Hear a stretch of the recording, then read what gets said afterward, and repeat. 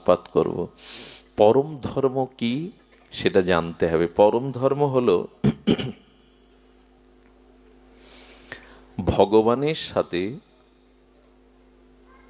সম্বন্ধের দ্বারা একান্ত যুক্ত হওয়া।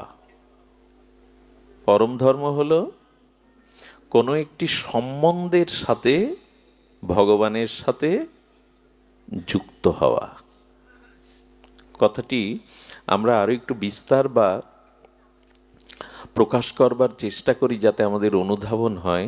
ধর্ম মানে ঈশ্বরের সাথে যুক্ত হওয়া। যদি বলেন আমরা কি বিযুক্ত, আমরা বিযুক্ত নয়, যুক্ত। তবে ঈশ্বরের সাথে আমার এখনো কোনো নিবিড় সম্বন্ধ রচনা হয়নি।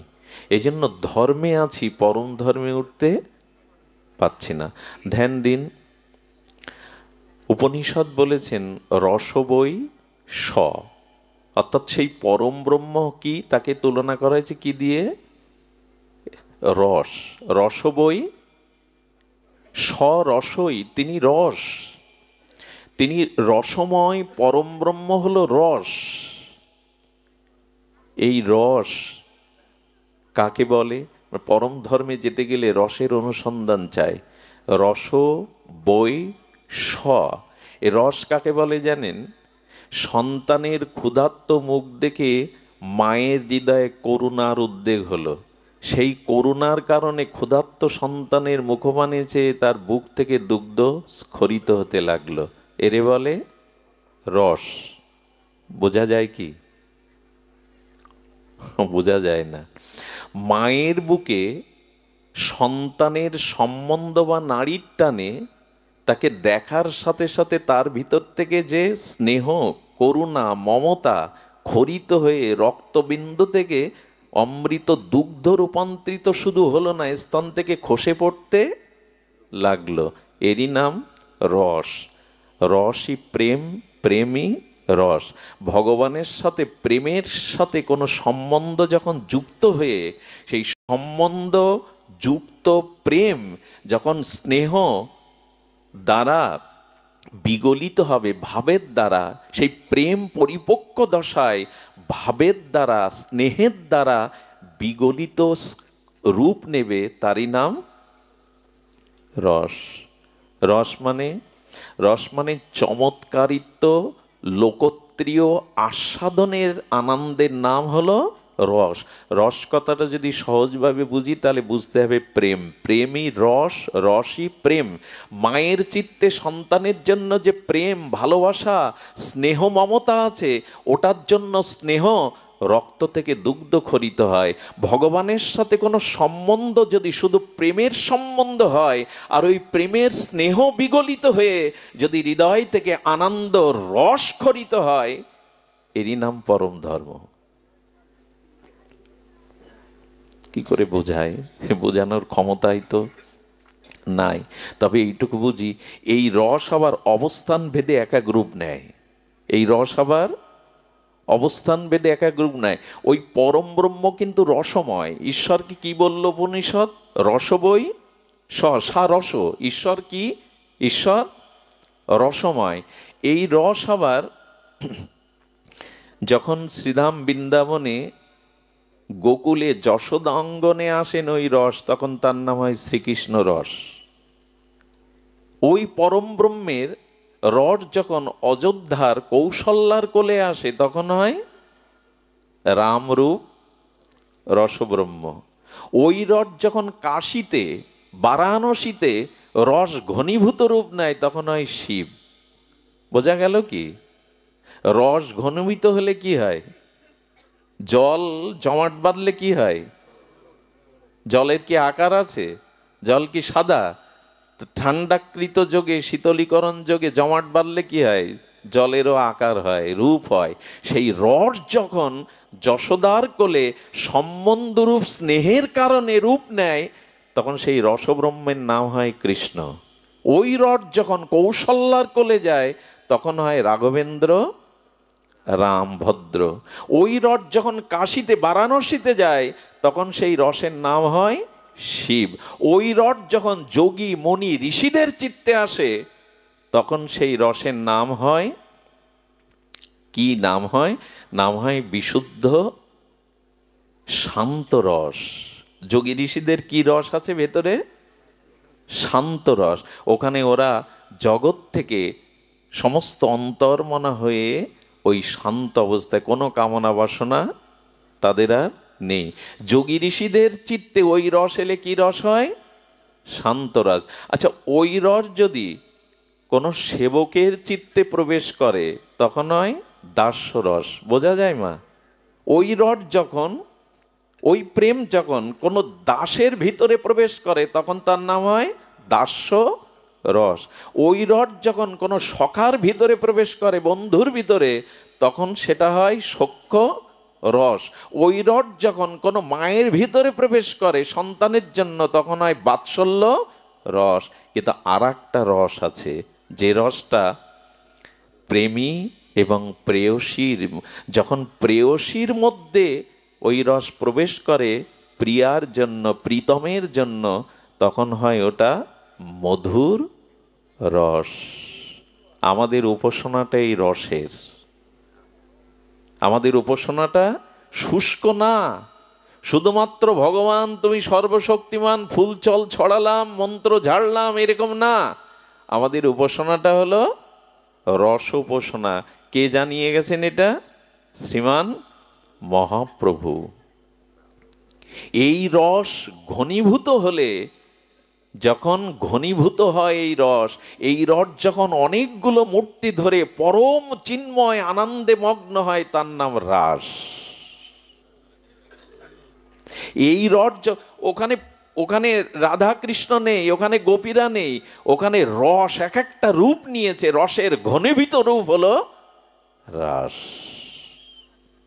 আর ওই রাস মহাপ্রভু হরিনামের মধ্যে দিয়ে গেলেন। এবার ওই রাস মিলিত আস্বাদন, আমি মনে হয় একটু গভীরে যেতে চেষ্টা করছি। রাতও গভীর হচ্ছে, সময়ও গভীর হচ্ছে। আসুন, রস উপাসনা আমাদের শুষ্ক উপাসনা নয়। চৈতন্য মহাপ্রভু এই রস সিন্ধুর সন্ধান আমাদের দিয়ে গেছেন। চারিদিকে রস আর রস। এখানে বিষ নেই, এখানে অন্য কিছু নেই। এরই বলে পরম ধর্ম। সেই পরম ধর্মের প্রথম সত্তাটি ওই রসে পৌঁছাতে গেলে যেটা আপনাকে ছাড়তে হবে, এই মুহূর্তে যদি ছাড়তে পারেন, ওই রসে আপনারও অধিকার। সেই ছাড়তে হবে হলো পুরুষ অভিমান। ওখানে কোনো পুরুষের প্রবেশ, এসব কথা মেনে নিতে পারবো তো? ওইখানে কোনো, আচ্ছা, পুরুষের কেন নাই? নাই এই কারণে, পুরুষ শব্দটার একটা অর্থ হচ্ছে অহংকার। আমি তো কর্তা, আমি তো সব করি। এই জন্য আমাদের সমাজে নাম দেওয়া হয় পুরুষ শাসিত সমাজ। পুরুষ মানেই একটা কর্তা, অভিমান। তো অভিমান থাকলে, নিজে কর্তা ভাব থাকলে ওই রসে কোনোদিন পৌঁছানো যাবে না।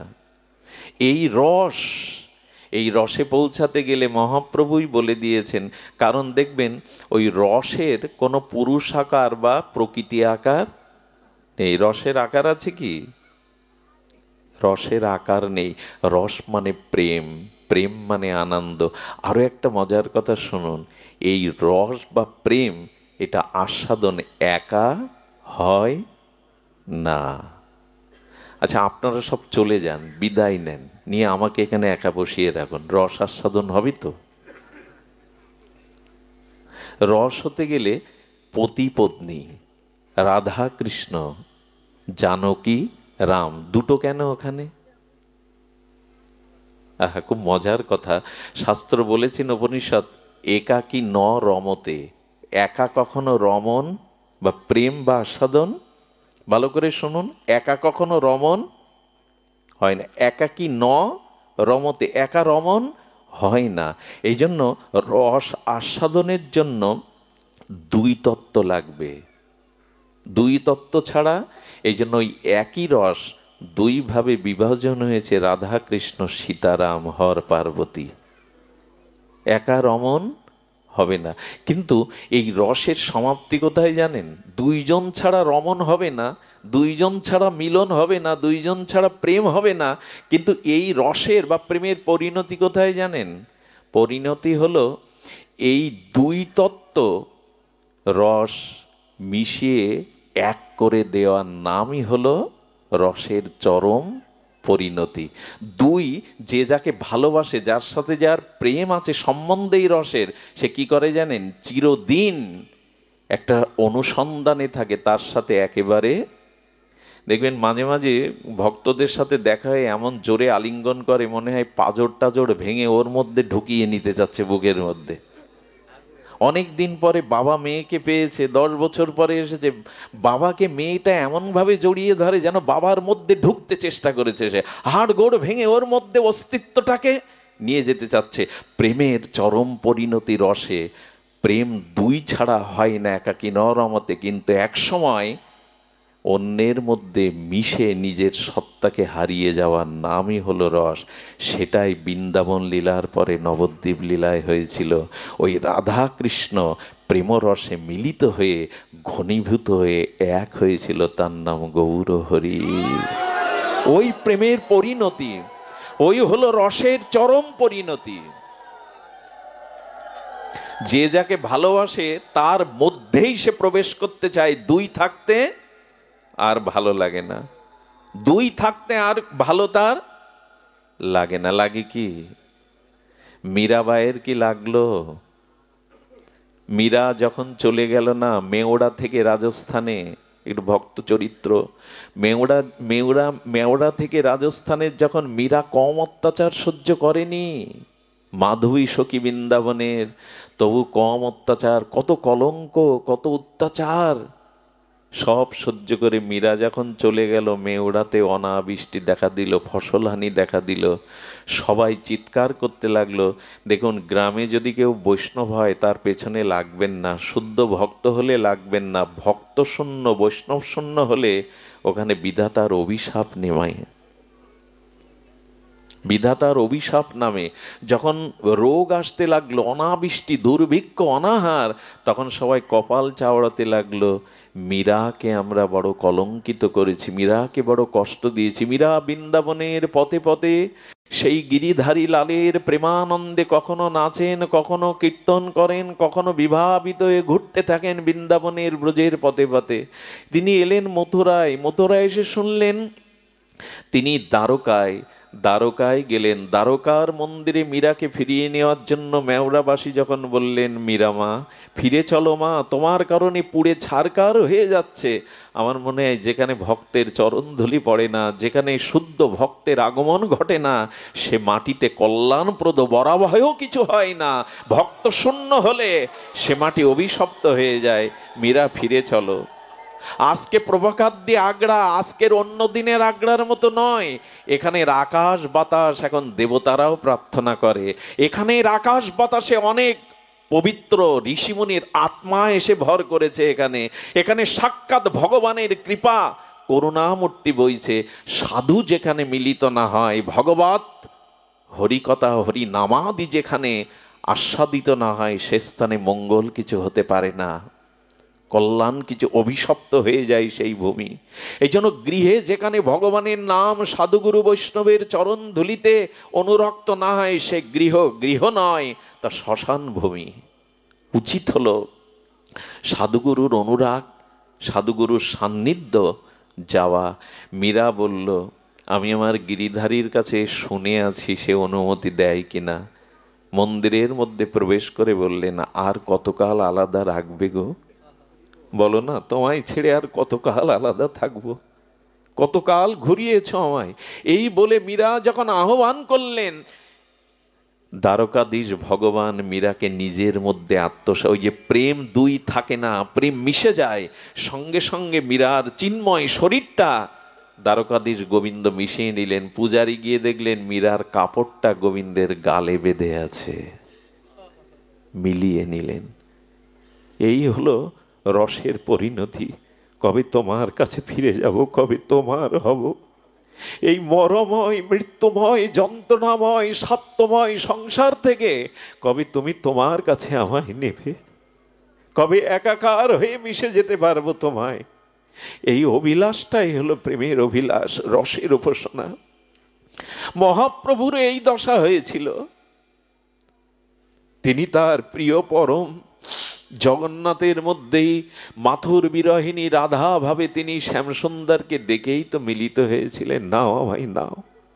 মাঝে মাঝে মহাপ্রভুর ওই রস মিলিত হওয়ার জন্য গম্ভীর গাম্ভীরার মধ্যে মহাপ্রভুর অস্থি মজ্জা রক্ত বিগলিত হয়ে দীর্ঘ হয়ে যেত। এ কি ব্যাখ্যা করে বোঝাবার কথা? হাড় মাংস দেহটা বহু ফুট লম্বা হয়ে বিগলিত হয়ে যেত।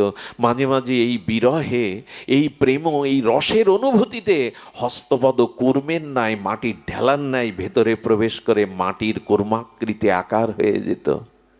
লোমকূপ দিয়ে রক্ত ঝরছ মহাপ্রভুর। নিদ্রা নেই এই বিরহ।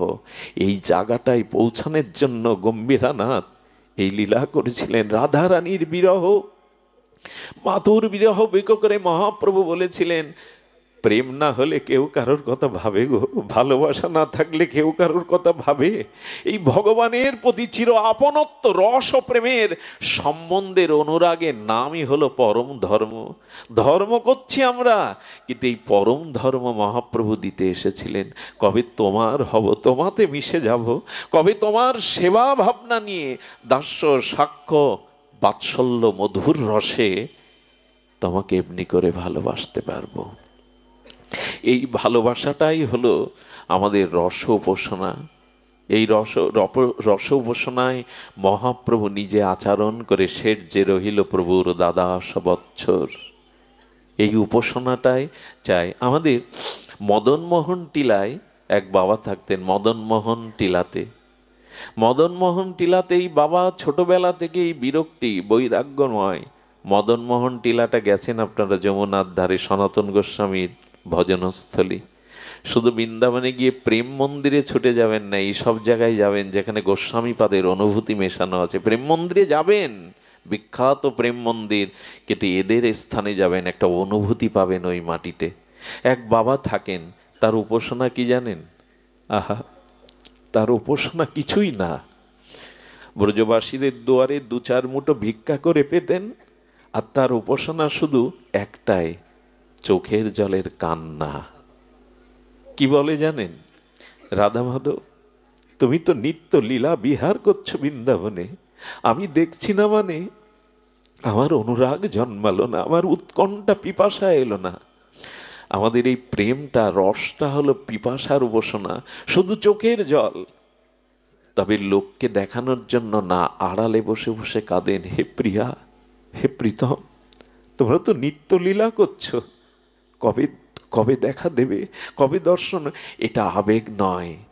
আড়ালে মাঝে মাঝে ওই হারানো প্রিয়কে পাওয়ার জন্য যদি বুকে ব্যথা জাগে না, দুপোটা প্রেমশ্রু বিগলিত হয় না, আর কবে পাবো তোমায়? যাদেরকে পেয়েছি তারা আমার চিরদিনের সাথী নয়, তারা আমাকে বোঝে না, কবে তোমায় পাবো? রাত দিন ঝোপ ঝাড়ে বসে কাঁদে, মাদু করে ভিক্ষা করে খায়। এই কাঁদতে কাঁদতে কাঁদতে কাঁদতে অন্ধই হয়ে গেল, চোখের জল পড়তে পড়তে দৃষ্টিহারা হলো। একজন বলছে, গোসাই, এতটা বছর ব্রজের পথে পথে কেঁদে অন্ধই হয়ে গেলে, কি পেলে তুমি? বলো, দেখো, আমি অন্ধ হয়েছি, কিন্তু আমার প্রিয়া প্রীতম তো অন্ধ না। তারা যদি কখনো আমার দিকে একবার একটু দৃষ্টি দেয়, আমি অন্ধ হতে পারি, তারা তো অন্ধ না। একবার যদি কবে দেখা দেবে, কবে দেখা দেবে? একদিন বসে বসে ঝোপের মধ্যে ওইভাবে কাঁদছে প্রিয় প্রীতমকে। রাধা মাধব লীলা তো নিত্য বর্তমান, চিরন্তন, অবিচ্ছিন্ন তৈল ধারার ন্যায় লীলা চলছে। যেতে যেতে রাধারানী থমকে গেছে। শুনুন খুব মন দিয়ে, মাত্র 60-70 বছর আগের ঘটনা বৃন্দাবনে। থমকে দাঁড়িয়ে গেছে রাধারানী, করুণার ময়ী তো তিনি। শ্যামসুন্দর বললেন, রাধে, দাঁড়িয়ে গেলে একটা কান্না শুনতে পাচ্ছ মাধব? ওনার কানেই যায় এটা, বিগলিত করুণা রাধাত্ম। বলছেন, একটা কান্না শুনতে পাচ্ছ প্রীতম? গোবিন্দ বললেন, আমি খেয়াল করিনি। বলো, কান পেতে শোনো, কাঁদছে একজন। আমার কি মনে হয় জানেন? খুব হৃদয়ের ব্যাকুলতা নিয়ে উৎকণ্ঠা নিয়ে যদি হা গোবিন্দ, হা রাধে, হা গৌর বলে কাঁদেন, দাঁড়িয়ে যাবে। ভগবান সহ্য করতে পারে সবকিছু, ভক্তের চোখের জল সইবার মতো ক্ষমতা ভগবানের নেই। এখানে উনি পরাভূত হয়ে যান, ওখানে থমকে দাঁড়ান। গোবিন্দ বললেন, কানে আসছে, কে যেন কাঁদছে। রাধারানী বলছেন, কার জন্য কাঁদছে জানো? তোমার আর আমার জন্য।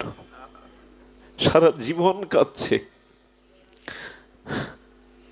তোমার আমার জন্য কাঁদছে। চলো না প্রীতম, চলো প্রীতম, চলো তাকে দেখা দিয়ে আসি। গোবিন্দ এলেন রাধারানীর সাথে। এসে গোবিন্দ ওনার কান্না ভোলানোর জন্য, দেখুন গোবিন্দ ভক্তের চোখের জল সহ্য করতে পারে না, বাবাজিকে হাসাবে বলে এসে বলছে, বাবা এভাবে কাঁদছ কার জন্য? স্ত্রী মরে গেছে? হাসাতে চেষ্টা করছেন গোবিন্দ। কণ্ঠস্বর শুনে মনে হয় অনেক দিন তো বৃন্দাবনে আছি, এমন কণ্ঠ তো কখনো শুনিনি। যার জন্য চোখের এত এত দিনের পিপাসা, কি তার কণ্ঠ? বলল, না আমার তো স্ত্রী নেই। তবে কাঁদছ কেন? রোগ শোক জরা ব্যাধিতে? বললেন, না আমি রোগ শোক জরা ব্যাধির জন্য কাঁদছি না। তবে কাঁদছ কেন? কাঁদছি কি জন্য? তোমাদের বললে তোমরা কি উপায় করতে পারবে গো? তোমরা পারবে উপায় করতে? এ জীবনে একটি বারের জন্য প্রিয়া প্রীতমকে দেখব বলেই তো সারা জীবন কাঁদছি, বলে দিতে পারো তোমরা? রাধারানী যেই শুনেছেন প্রিয়া প্রীতমের জন্য, রাধারানীর চোখ বেয়ে বিন্দু বিন্দু অশ্রু পড়ছে। শ্যামসুন্দর বললেন, রাধে তুমিও কাঁদছ, যাও ওকে কৃপা করো। রাধারানী এসে বাবাজির চোখে কোমল হস্ত বুলিয়ে দিলেন। যেই হস্ত বুলিয়ে দিলেন, এই প্রেমময়ীর হস্তের ছোঁয়া পাওয়ার সাথে সাথে দৃষ্টি ফিরে পেয়ে সেই যে যুগল মাধুর্য মূরতি দেখলেন, দেখার সাথে সাথে মূর্ছিত হয়ে পড়ে গেলেন। বেশিক্ষণ তো দেখা যায় না।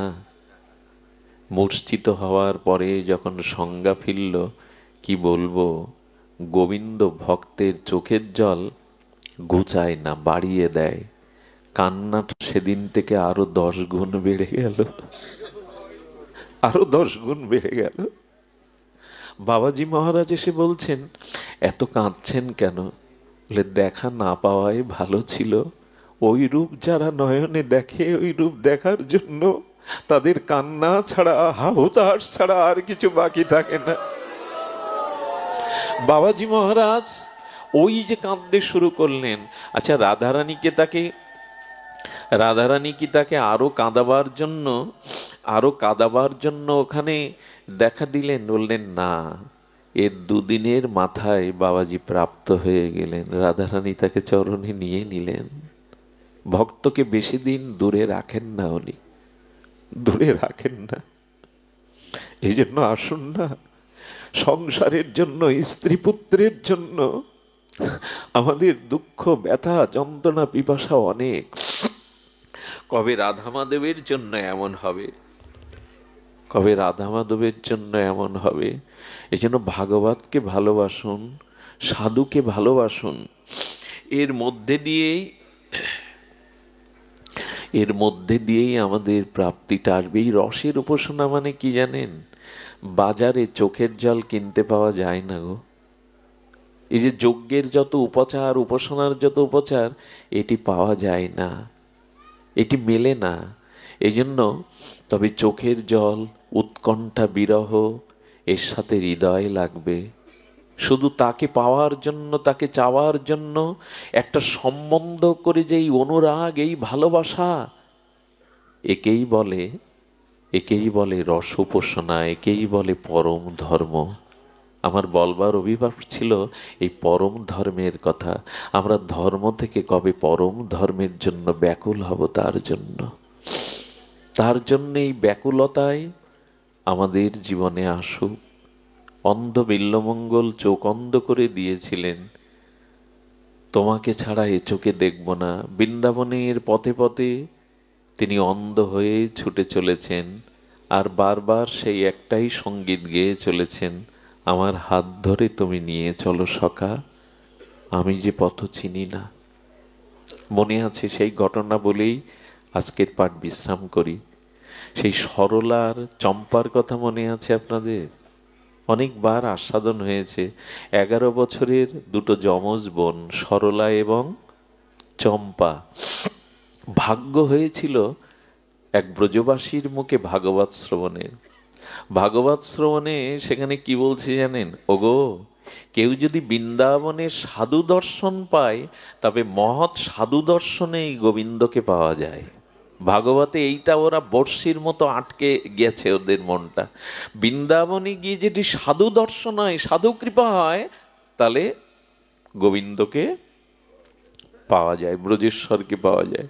সারা রাত না ঘুমিয়ে এই যমজ বোন, সত্য ঘটনা শুনুন, সরলা চম্পা সারা রাত ঘুমায়নি। কেন জানেন? দিদি, একজনকে দিদি, একজন বোন, দিদি কাল ভোরবেলা চল, পায়ে হেঁটে আমরা ব্রজে যাই।